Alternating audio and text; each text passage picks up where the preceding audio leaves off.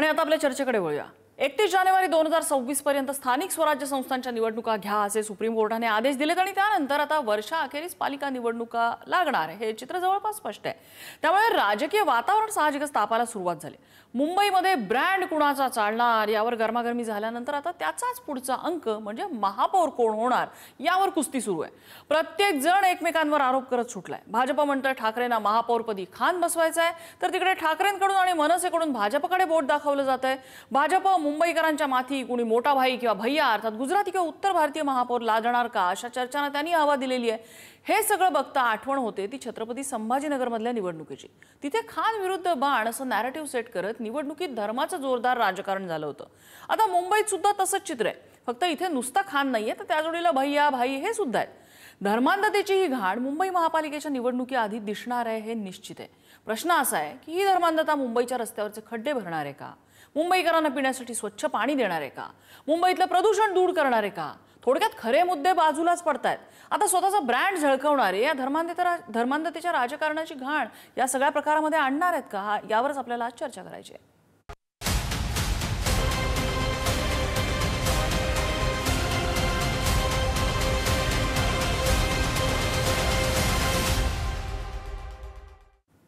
आणि या चर्चेत सहभागी होतात भाजपाचे प्रवक्ते अवधूत वाघ, शिवसेना उद्धव ठाकरे पक्षाचे ॲडव्होकेट हर्षल प्रधान आपल्या सोबत आहेत आणि त्याचबरोबर राजकीय विश्लेषक जयंत माइंडकर सर आपल्या सोबत आहेत। आपण चर्चेला सुरुवात करण्यापूर्वी काय काय प्रतिक्रिया आल्या त्याची एक झलक ऐकूया। जर त्यांना खानांचा एवढा तिटकार असेल तर देवेंद्र फडणवीस आणि त्यांच्या लोकांनी हसन मुश्रीफ यांना मंत्रिमंडळातून दूर करावं। मुंबईचा महापौर हा मराठी होईल आणि तो शिवसेनेचाच होईल। म्हणजे आज सकाळी महाराष्ट्राच्या राजकारणातले विदूषक जे बोलले याच्यातनं अजून जास्त क्लॅरिटी येते की त्यांचा एक छुपा एजेंडा आहे आणि छुपा एजेंडा हा आहे की मराठीचा चेहरा पुढे करायचा आणि एका खानाला या मुंबई शहराचा महापौर करायचा। आणि त्यांनी आज सकाळी जे वक्तव्य केलेलं आहे त्या वक्तव्यातनं अजून हे जास्त क्लिअर ठळकपणे मुंबईकरांच्या समोर येतं की त्यांना खरंच मुंबईचा महापौर खानच करायचा आहे। हे शुक्रांचं भाजपची काय कनेक्शन आहे? म्हणजे लोकांना खानाची भीती दाखवायची आणि एखादा सरसों का तेल डोक्यावर थापलेला महापौर मुंबईच्या डोक्यावर बसवायचा अशा प्रकारचं कारस्थान आहे का? मग हे गुजराती भैये आमच्या डोक्यावर आणून तुम्ही बसवणार आहात का? हा महत्वाचा प्रश्न आहे। मुंबई ही मराठी माणसाचीच आहे, त्याच्यासाठी 106 हुतात्म्यांनी बलिदान दिलेलं आहे। त्यामुळे इथे तिथे कोणी नाही, मुंबईचा महापौर हा मराठीच होणार। आणि चर्चेकडे वळणार आहोत। अवधूत वाघ यांच्यापासून सुरुवात करूया। अवधूत वाघजी, खान महापौर असला म्हणून बिघडलं काय? तुमच्या पक्षातही खान आहेत की बरेचसे? सर्वप्रथम एक लक्षात घ्या की महाराष्ट्र विशेषतः मुंबई ही नररत्नांची खाण आहे। हो, त्याच्यामुळे ही आम्हाला उकिरड्यावर टाकलेली घाण हवीच कशाला हा इकडे प्रश्न आहे।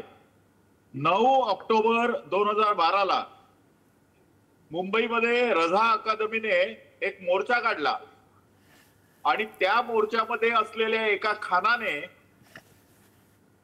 एका स्मारकाची आपल्या सर्वांना अतिशय जवळ असलेल्या स्मारकावर लत्ता प्रहार केला आणि त्याचा अपमान केला। त्यावेळी 2012 महाराष्ट्रामध्ये सत्ता कोणाची होती? महाराष्ट्राचा गृहमंत्री कोण होता? आपल्या सर्वांच्या नशिबाने 2014 सत्ता परिवर्तन झालं। आदरणीय देवेंद्रजी या महाराष्ट्राचे मुख्यमंत्री झाले आणि त्यानंतर अशा प्रकारची जी उकिरड्यावरची घाण आहे त्यांना आपण लांब ठेवण्यात यशस्वी झालो। त्यामुळे मुंबईकरांना हा 2012 साली जी घटना झालेली आहे ती घटना पुन्हा आठवण करून देणं हे मला वाटतं मुंबईच्या भाजपच्या अध्यक्षांचं कामच होतं आणि अमित साटम यांनी ते अतिशय यशस्वीपणे करून दाखवलं। अमित साटम यांनी मुंबई महानगरपालिकेच्या दृष्टीने भारतीय जनता पक्षाची जी भूमिका मांडली आहे ती भाजपची अधिकृत भूमिका आहे आणि कोणत्याही परिस्थितीमध्ये राष्ट्रहितासाठी झटणारा या देशासाठी महाराष्ट्रासाठी आणि विशेषतः मुंबईसाठी झटणारा असा मराठी माणूस आम्ही मुंबईच्या महापौरपदी बसवू अशी त्यांची घोषणा जी आहे ती सत्यात उतरल्याशिवाय राहणार. पण म्हणजे त्या व्यक्तीचं आडनाव खान असलेलं चालणार नाही. हे बघा, तुमचं आडनाव काय आहे आणि काय नाही हे महत्वाचं नाहीये. महत्वाचं आहे तुम्ही या देशावर प्रेम करता का, या संस्कृतीवर प्रेम करता का, आणि अमर जवान ज्योतीवर तुम्ही लाथ तर मारणार नाहीत ना. या लोकांचा काय नेम की जर उद्धव बाळासाहेब ठाकरे आणि त्यांची जी गँग आहे त्या पक्षाची, म्हणजे ते राष्ट्रवादी काँग्रेस पक्ष शप असो, शिवसेना उभाटा असो किंवा काँग्रेस असो, हे सर्व आता शहरी नक्षलवाद्यांचे पालन पोषण करते झालेले आहेत. त्यामुळे त्यांच्यापासून आपल्याला सावध राहावं लागेल असा इशारा अमित साटम यांनी दिलाय. बरं, अनेक प्रश्न मलाही पडतात, पण ठीक आहे, मी माझे प्रश्न नंतर विचारेन. हर्षलजी, ते कसं आहे, भारतीय जनता पार्टीचा सध्या जो अजेंडा आहे तो गेले जवळपास 4-5 वर्ष आम्ही बघतोय की उद्धव ठाकरे आणि शिवसेना यांना कसंही करून संपवा. त्यांना जळीस्थळी काष्ठी पाषाणी फक्त उद्धव ठाकरेच दिसतात. जसं पूर्वी तुम्हाला आठवत असेल, मुघलांच्या कालावधीमध्ये संताजी धनाजींची एक भीती होती. अगदी घोड्याला पाणी प्यायला जायचं ते तिकडे पण त्यांना पाण्यामध्ये संताजी धनाजी दिसायचे. तशी भारतीय जनता पार्टीची अवस्था मुघलकालीन साम्राज्यातल्या लोकांसारखी झालेली आहे. ह्यांचे जे कोणी सगळे नेते आहेत ते सकाळपासून रात्रीपर्यंत फक्त उद्धव ठाकरेंच्या बद्दल बोलत राहतात.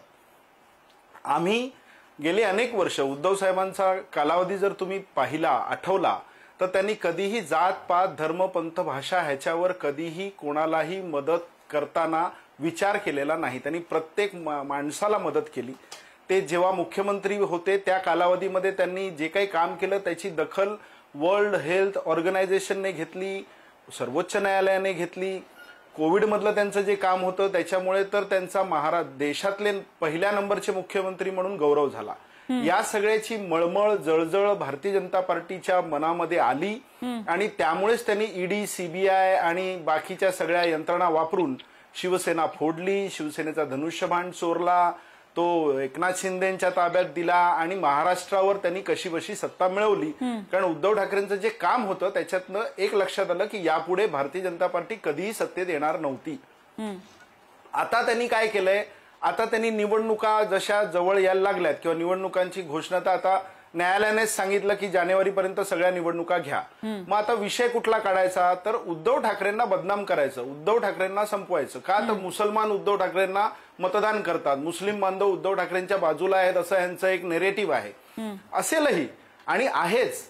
जो माणूस सर्वसामान्य माणसांना मदत करतो त्याच्याबरोबर सगळे उभे राहतात. त्याच्यामध्ये महाराष्ट्रामध्ये आपण कधीही असा विचार केला नाही की हा परप्रांतीय आहे, परप्रांतीयांचे लोंढे थांबवा असं आम्ही अनेक वर्ष म्हणतोय. परंतु महाराष्ट्रामध्ये जो जन्माला आला तो आपलाच आहे. मी मुंबईकर अभियान उद्धव ठाकरे साहेबांनी यापूर्वी अनेक वर्षापूर्वी राबवलेलं आहे. त्याच्यामुळे त्यांचं कार्य इतकं आहे. 1997 पासून जवळपास मुंबई महानगरपालिका ही शिवसेनेच्या आणि उद्धव ठाकरेंच्या नेतृत्वाखाली आहे आणि त्याच्यामुळे मुंबई महानगरपालिकेला जवळपास 92,000 कोटी रुपयांची जी काही ठेवी त्या निर्माण करून उद्धव ठाकरे साहेबांनी दाखवल्या आहेत. या सगळ्या ठेवी ह्यांनी मोडल्या. देशाचे पंतप्रधान माननीय नरेंद्र मोदीजी मुंबईत येऊन असं म्हणाले होते की महापालिकेला ठेवी ठेवण्याची आवश्यकता काय, म्हणजे त्यांची नजर कुठे होती बघा. आज त्या ठेवी मोडल्या. त्याच्यानंतर मुंबई महापालिकेमध्ये जे काही काम चालू होतं त्याच्यामध्ये खोडे घातले आणि आता अशी अवस्था आहे की मुंबई महानगरपालिका कर्जबाजारी होण्याच्या मार्गावर आहे. ही कर्जबाजारी महापालिका हे लोक ताब्यात घेणार आणि मुंबईला पूर्णपणे बुडवणार अशी त्यांचं ते प्लॅनिंग आहे. हर्षलजी, तुम्ही म्हणताय ते बुडवणार, ते म्हणताय तुम्ही बुडवणार.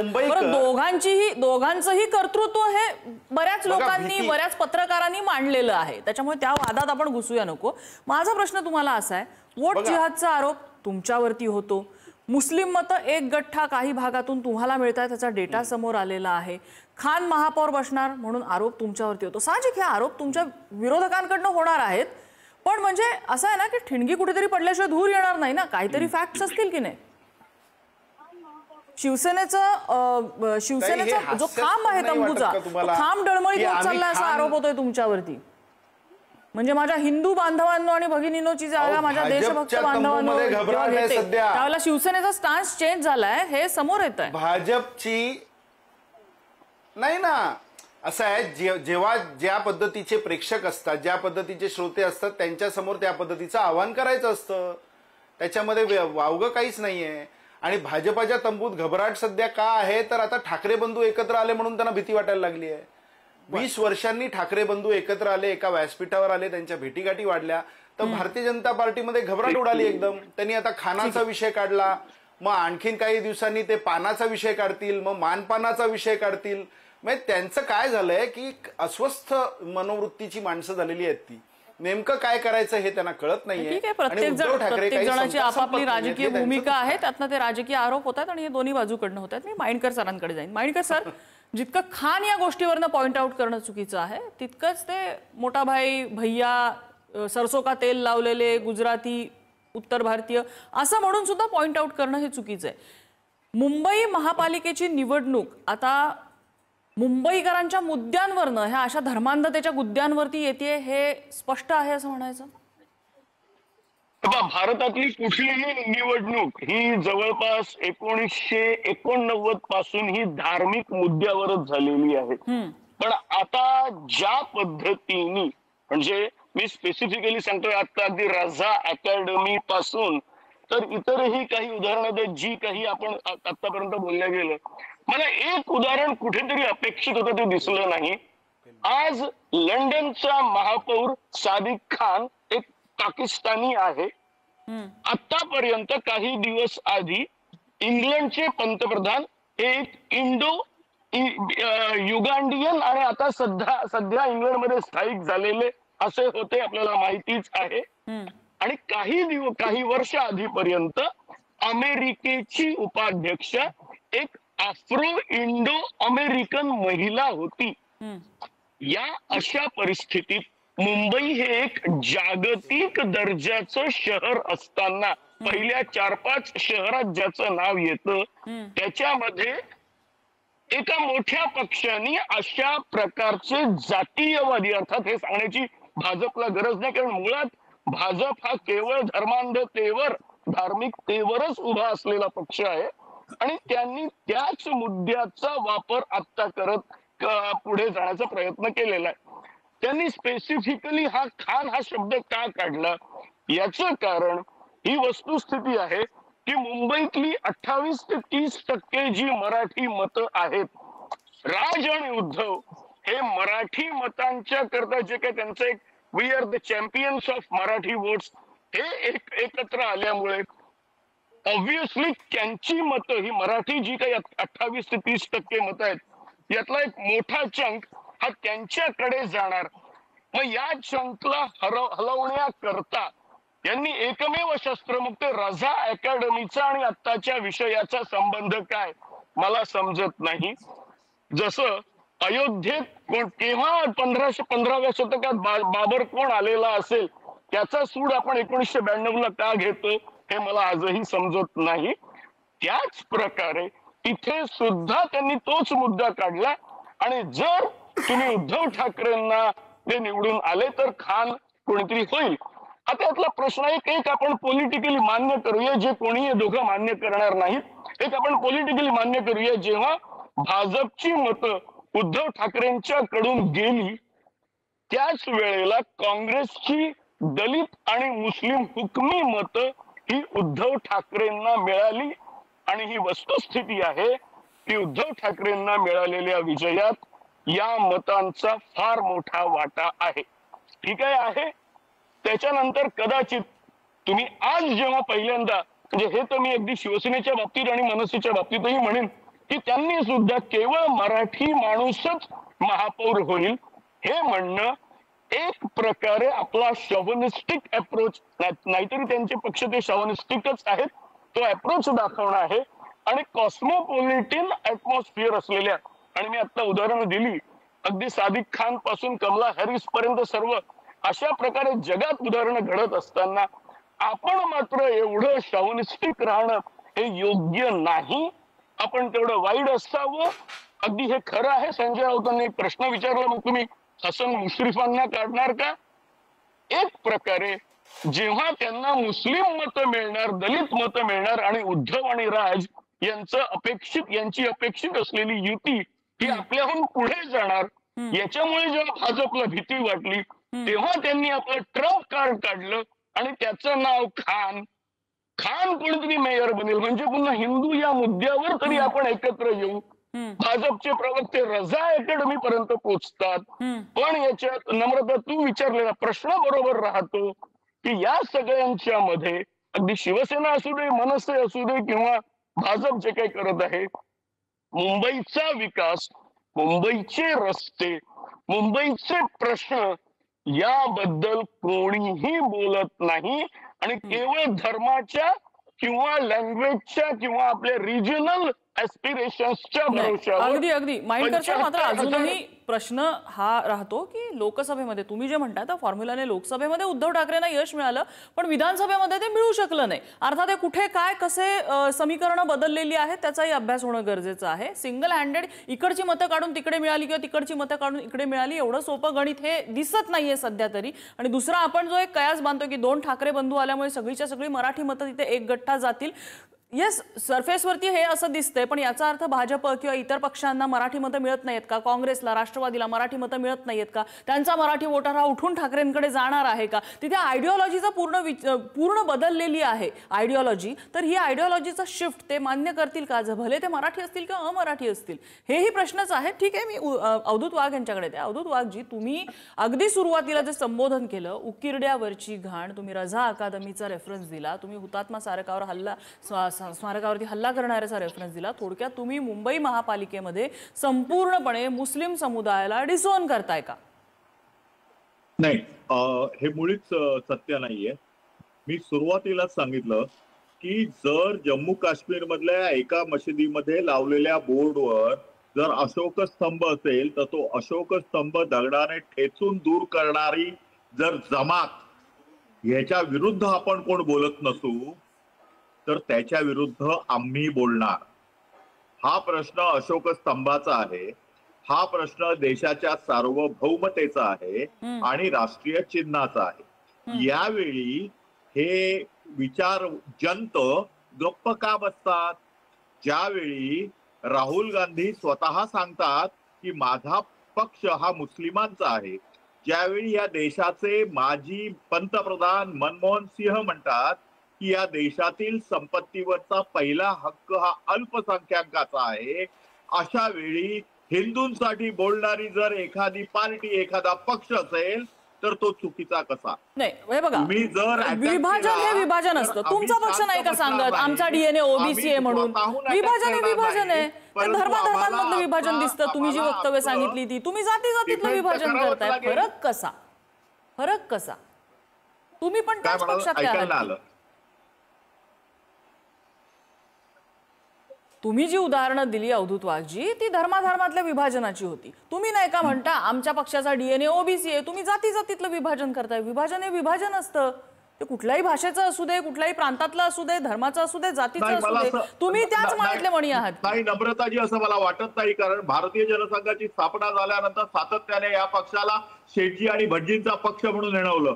ज्यावेळी वसंतराव भागवतांनी या महाराष्ट्रामध्ये माधव ही कल्पना आणली, माळी, धनगर, वंजारी एकत्र केले, अण्णा डांगे असोत, नासर फरांदे असोत किंवा गोपीराजी मुंडे असोत, यांच्या नेतृत्वाखाली ज्यावेळी महाराष्ट्रातला 12 बलुतेदार आणखी सर्व ओबीसी समाज एकवटला आणि ही पक्षावर असलेली शेटजी आणि भटजी ह्या पक्षावर असलेली प्रतिभा बाजूला सरली आणि महाराष्ट्राचे पंतप्रधान असोत, महाराष्ट्राचे अध्यक्ष असोत किंवा महाराष्ट्राचे नेतृत्व असोत, हे आम्ही सातत्याने ओबीसी समाजाला दिलं. ओबीसी समाज हा संपूर्ण या आपल्या समाज घटकाचा किंवा गावगाड्याचा कणा आहे आणि त्याच्यामध्ये एका मागासवर्गीय समाजाचा आम्ही जर उल्लेख केला की तो आमचा डीएनए आहे, तो त्या समाजाला एक वैभव किंवा त्याला मान किंवा मरातब किंवा प्रतिष्ठा देण्याचा हा प्रश्न आहे.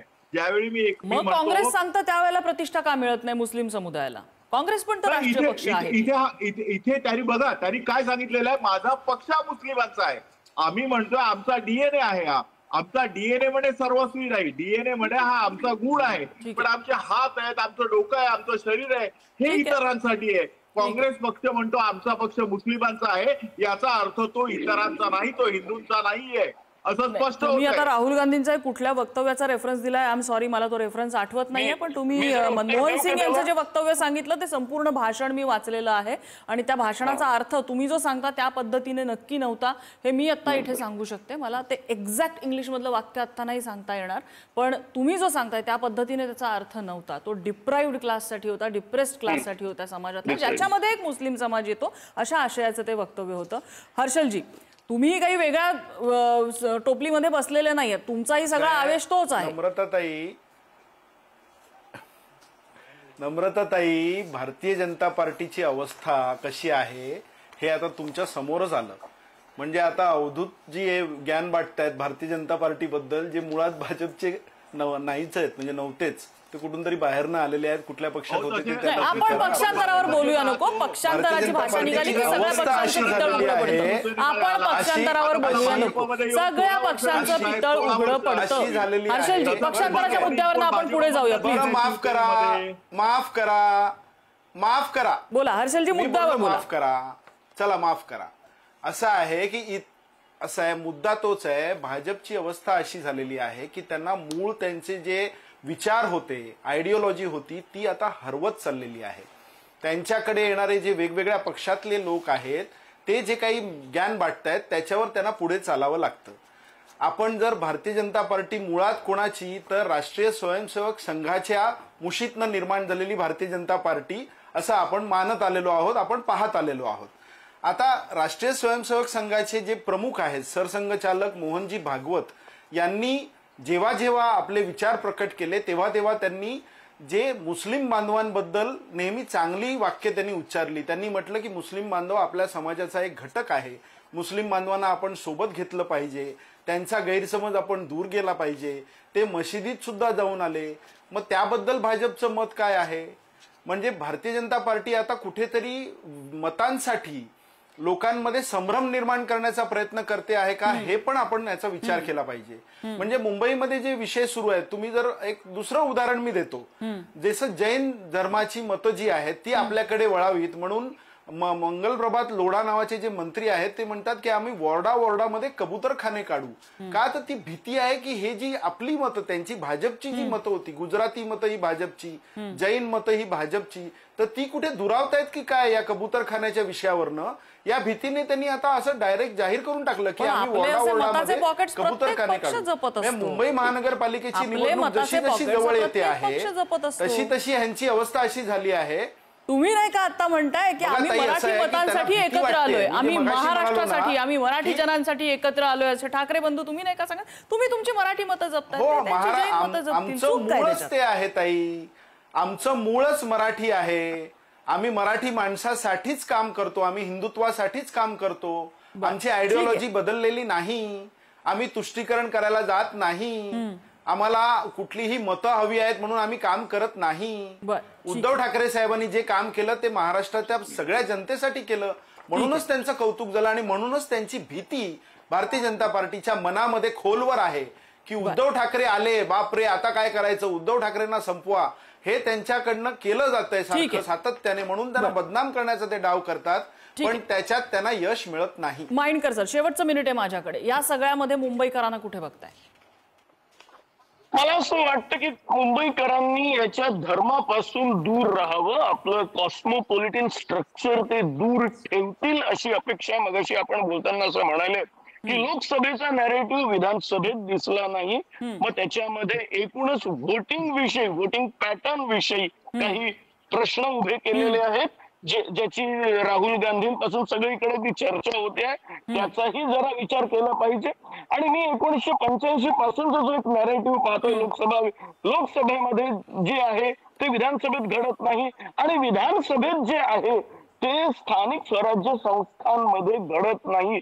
ट्रिपल इंजिनचं सरकार हे जे भाजपला अपेक्षित आहे, ज्यामुळे त्यांना 75,000 कोटी रुपये बजेट असलेली बीएमसी त्यांच्या हातात हवी, त्याच्याकरता येणं केलं प्रकारानं, कोणाला खान म्हणून, कोणाला काय म्हणून, काश्मीरचा किंवा काय रझा अकॅडमीचा काहीही संबंध नसताना हे करायचं आहे. पण त्याचबरोबर तुम्ही हेही जे सांगितलं ते बरोबर आहे. मग शिवसेनेचं सुद्धा नॅरेटिव्ह काय आहे? मराठी म्हणून त्यांनाही 28 ते 30% बरोबर राजकारण करायचं आहे का? अगदी मी पहिल्यांदाही तेच बोललेलो होतो, दोघांचंही राजकारण तेच आहे. रिअल मुंबई ही नॅशनल इंटरनॅशनल लेव्हलला सिटी म्हणून एकही बोलत नाहीये. एकही पक्ष जो नंबर 1 नंबर 2 ला असू शकेल तो बोलत नाहीये. हे सर्वात दुर्दैव आहे हे महाराष्ट्राचं. कसं आहे की कधी खान नाव घेतलं जातं, कधी कोण भाई म्हणतं, भैया म्हणतं, गुजराती, उत्तर भारतीय, जातीय, प्रांतीय सगळ्या गोष्टीवरनं विभाजन होतंय. कसं असतं, मुंबई ही महाराष्ट्राची आहे, महाराष्ट्राची, मराठी जनांची, महाराष्ट्र मराठी जनांची. आणि मराठी म्हणते इथे कुठलीही जात धर्म येत नाही. जो मराठीचा आणि महाराष्ट्राचा आदर करतोय तो मराठी, त्या मराठी माणसाचा हा महाराष्ट्र आणि मुंबई सुद्धा आहे. पण याच मुंबईमध्ये जेव्हा एखादा मोहल्ला आमची तहजीब वेगळी म्हणून स्वतःला वेगळं काढायला बघतो, किंवा एखादा समाज पुढे येतो आणि कबूतरखाना इथेच होणार, किंवा पर्युषण काळामध्ये आम्हाला याच्यावरच बॅन पाहिजे म्हणून भांडायला लागतो, की आमच्या सोसायटीमध्ये या जातीचे नि ते खाणारे चालणार नाहीत असं भांडायला लागतो, त्यावेळेला त्या तिथल्या मराठी माणसाच्या मनात प्रश्न उपस्थित राहतो.